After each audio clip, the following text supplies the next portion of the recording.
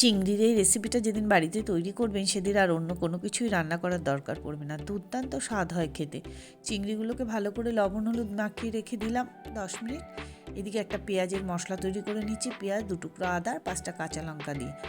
আর একটা পেস্ট তৈরি করে নিচ্ছি যেখানে আমি দিলাম 10টা কাজু বাদাম আর 100 গ্রাম টক দই। তৈরি হয়ে গেল, রেখে দিলাম।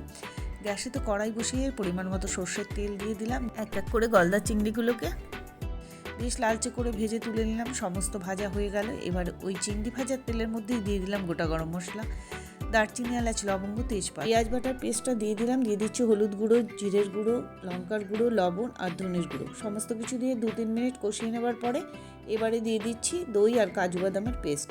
সেটা দিয়েও বেশ কিছুক্ষণ নাড়াচাড়া করে নেবার পরে 1.5 কাপ মতো জল দিয়ে ফুটিয়ে নেবার পরেই দিয়ে দিলাম চিংড়িগুলো।